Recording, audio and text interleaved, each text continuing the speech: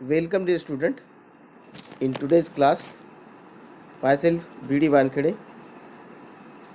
Now we are going to study about Setu syllabus of standard 9th, subject mathematics, day 41 and subunit word problems, learning outcomes, uses various algebraic identities in solving problems of daily life.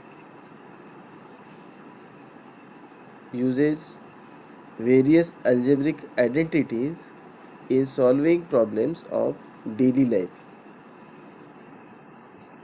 In daily life, uses various algebraic identities for solving the problems in daily life. मित्रांनो, आजच्या या सेतू अभ्यासक्रमामध्ये आपण अभ्यासणार आहोत उपघटक शाब्दिक उदाहरणांचे गणिती रूपांतर. वर्ग 9 साठी विषय गणित आहे. उपघटक आहे शाब्दिक उदाहरणांचे गणिती रूपांतर आणि अध्ययन निष्पत्ती आहे चलाचा वापर करून दैनंदिन जीवनात येणारे उदाहरणे सोडवितात. चलाचा वापर करून दैनंदिन जीवनातील उदाहरणे सोडवितात. चला तर मग पाहूया आजचा हा सेतू अभ्यासक्रम 41व्या दिवसाचा. जर आठवूया मित्रांनो, खालील उदाहरणात दिलेल्या माहितीवरून x चल वापरून एक चल समीकरण तयार करायचं आपल्याला. तुम्हाला माहिती आहे x हे चलपद आहे. त्याची किंमत स्थिर नसते, ती बदलती असते, बदलत राहते. आणि या ठिकाणी एक चल समीकरण आपण तयार करूया. बघा, गोविंदकडे काही रुपये होते. त्याच्या आईने त्याला 7 रुपये दिल्यावर त्याच्याकडे 10 रुपये झाले. गोविंदकडे काही रुपये होते, त्याच्या आईने त्याला 7 रुपये दिले, आता त्याच्याकडे 10 रुपये झाले. उकल, गोविंदकडे x रुपये आहेत असे मानूया, तर x अधिक 7 बरोबर 10 हे आपल्याला या ठिकाणी एक चल समीकरण मिळालं दिलेल्या माहितीवरून. दुसरं उदाहरण आहे, एका पेढ्याच्या बॉक्समध्ये काही पेढे आहेत.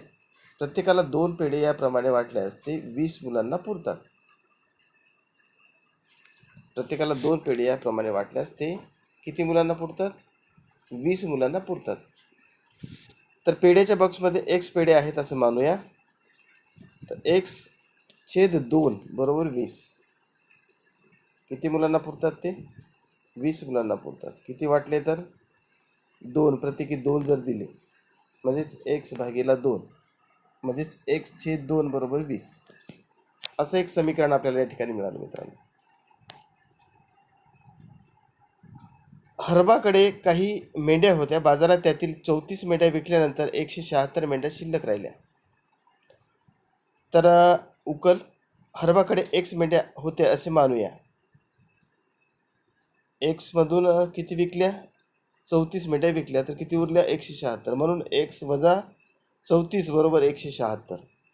राघवकडे त्याच्या लहान भावाच्या वयाच्या तिप्पट आहे.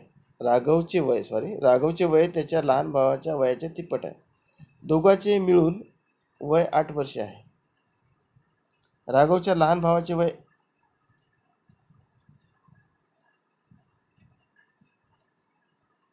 x वर्ष मानू, तर राघवचे वय लहान भावाच्या वयाचे तिप्पट म्हणजे 3x होईल. आणि दोघांच्या वयाची बेरीज x अधिक 3x बरोबर 8 हे आपल्याला या ठिकाणी एक चल समीकरण मिळाले. Let's recall.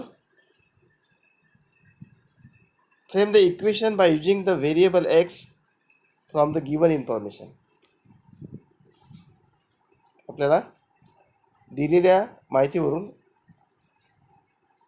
x या चलाचं एक समीकरण तयार करायचं आहे. Frame the equation by using the variable x from the given information. First, Govind has some money. Mother gave him 7 rupees. Govind now has 10 rupees. Govind has some money and his mother gave him 7 rupees. Govind now has 10 rupees. Solution. Let the initial amount with Govind be rupees x, suppose. Therefore x plus 7 equal to 10. There are some second equation, there are some pedas in the box, in a box. If some children are given 2 pedas each, the pedas would be enough for 20 children. Pedas would be enough for 20 children. Solution: let the total number of pedas be x. Therefore x upon 2 equal to 20. X upon 2 equal to 20.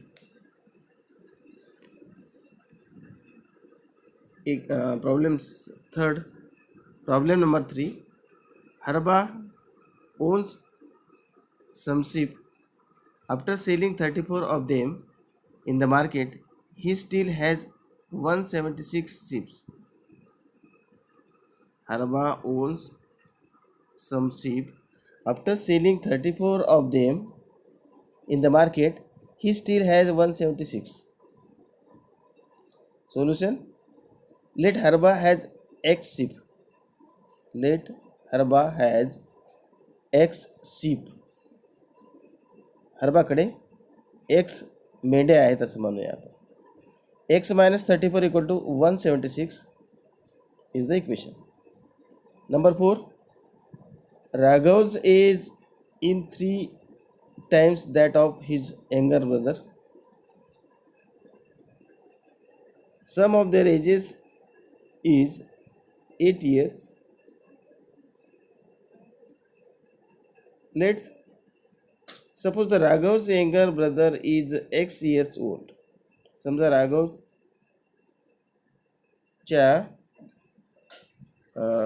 वडिलाचं वय म्हणजे त्या भावाचं वय, वडील भावाचं वय x वर्ष मानूया. म्हणून Raghav's age equal to 3x year. राघवचं वय किती मानूया मग? 3x वर्ष, 3x years. Therefore here equation, frame the equation x plus 3x equal to 8. तर हे शाब्दिक उदाहरणाचे गणिती रूपांतर बघा. माझ्या बाबाचे वय माझ्या वयापेक्षा 32 वर्षांनी जास्त आहे. म्हणून बाबाचे वय बरोबर x अधिक 32. या ठिकाणी काय येईल मग? या ठिकाणी x अधिक 32 वर्ष. दुसरं आहे माझ्या आजीचे वय माझ्या वयाच्या चौपटीपेक्षा 10 वर्ष जास्त आहे. आजीचे वय बरोबर 4x अधिक 10, चौपटीपेक्षा 10 वर्षांनी जास्त आहे. माझ्या बहिणीचे वय माझ्यापेक्षा 4 वर्षांनी कमी आहे. x वजा 4 येईल या ठिकाणी. बहिणीचे वय माझ्या वयापेक्षा 4 वर्षांनी कमी आहे. म्हणजेच बहिणीचे वय x वजा 4. माझे वय x वर्ष मानले तर माझ्या मित्राचे वय माझ्या वयाच्या निम्म्यापेक्षा 5 वर्ष जास्त आहे. निम्म्यापेक्षा 5 वर्ष जास्त आहे. म्हणजेच काय मग 1/2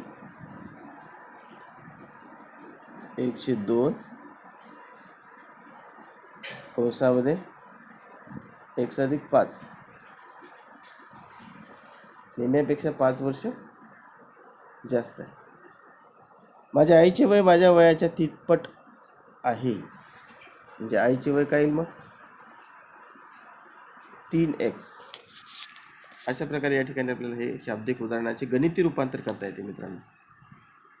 conversion of word problem into an algebraic expression. Suppose my age is x year. My father's age is 32 years more than my age. Therefore father's age is equal to x plus 32. X plus 32. Second, my grandmother age is 10 more than 4 times my age. Therefore, grandmother's age is 4x plus 10 years. Now, my sister's age is 4 less than my age. Therefore, sister's age is equal to x minus 4. X minus 4. Now, here, my friend age is 5 more than half of my age. Therefore, my friend's age is half of x plus 5.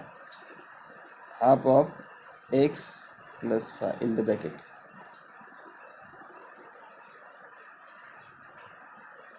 Now last, my mother's age is 3 times my age. Therefore, my mother's age equal to 3x. 3x years.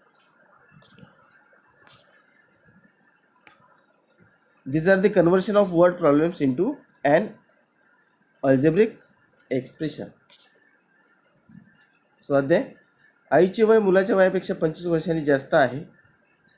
8 वर्षानंतर मुलाच्या वयाची आईच्या वयाशी गुणोत्तर 4:9 होईल, तर मुलाचे वय काढा. समजा मुलाचे वय आहे x वर्ष, तर आईचे वय काय होईल? x अधिक 25. आईचे वय होईल x अधिक आईचे वय बरोबर x अधिक 25. मुलाचे वय x आणि 8 वर्षानंतर मुलाच्या वयाची आईच्या वयाची गुणोत्तर 4:9 होते. म्हणजेच काय होईल मग? अटीनुसार या ठिकाणी अटीनुसार पहिल्या अटीनुसार किंवा नुसत्या अटीनुसार म्हणूया x अधिक 8 x अधिक 8 छेद x अधिक 25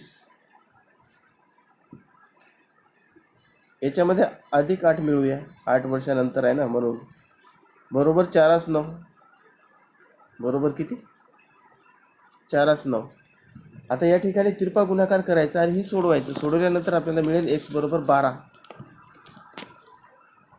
x बरोबर 12 मिळेल मित्रांनो. आणि x बरोबर 12 हे झालं मुलाचे आजचे वय 12 वर्ष. अशाच प्रकारचे हे उर्वरित गणित सोडवायचे. शेवटचं बघूया. आपल्याला या ठिकाणी जागा आहे थोडी. जोसेफचे वजन त्याच्या लहान भावाच्या वजनाच्या दुप्पट आहे. जोसेफचं वजन हे त्याच्या लहान भावाच्या वजनाच्या दुप्पट आहे. लहान भावाचं वय x मानलं तर जोसेफचं वय किती? 2x. आणि दोघांच्या वयाची बेरीज किती आहे वजनाची? दोघांचे मिळून वजन आहे 63 किलो. म्हणजे समीकरण काय मिळालं आपल्याला? x अधिक 2x बरोबर 63. म्हणून 3x बरोबर 63. म्हणून x बरोबर 63/3 बरोबर 21. 21 हे झालं वय कोणाचं? लहान भावाचं. म्हणून जोसेफचं वय बरोबर 42. जोसेफचे वय बरोबर 21च्या दुप्पट 42. अशा प्रकारे या ठिकाणी आपल्याला हे स्वाध्याय पूर्ण करता येतं. Exercise, mother age is 25 year older than her son. Find son's age if after 8 years ratio of son's age to mother's age will be 4:9. Therefore the equation is x upon after 8 years. Suppose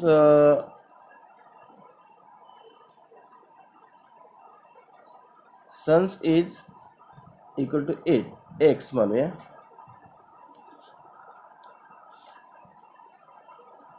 x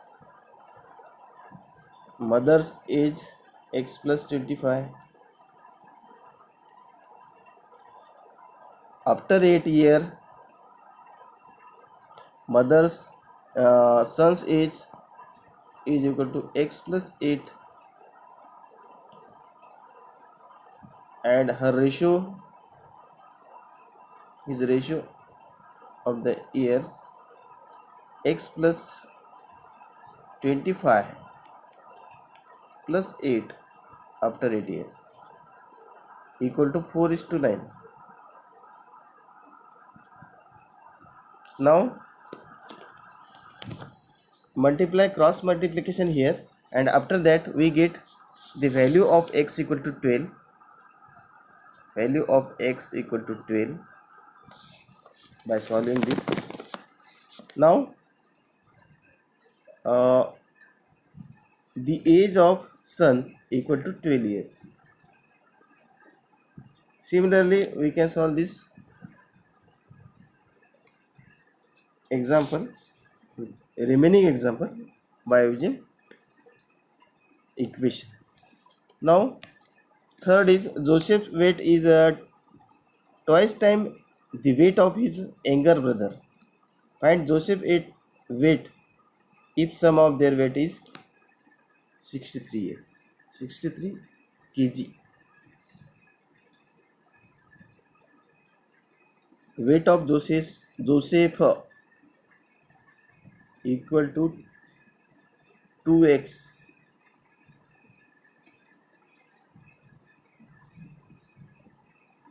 and weight of younger brother equal to x, suppose let. Therefore the equation is x plus 2x equal to 63.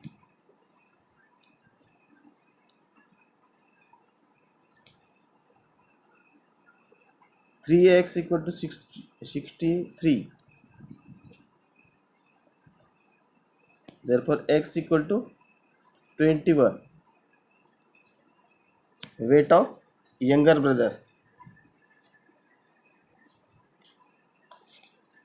and weight of Joseph equal to 2x, therefore 42.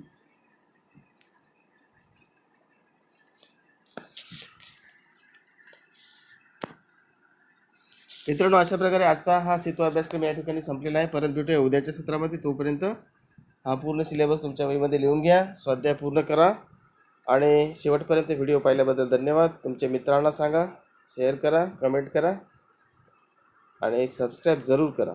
धन्यवाद. भेटूया उद्याच्या सत्रामध्ये.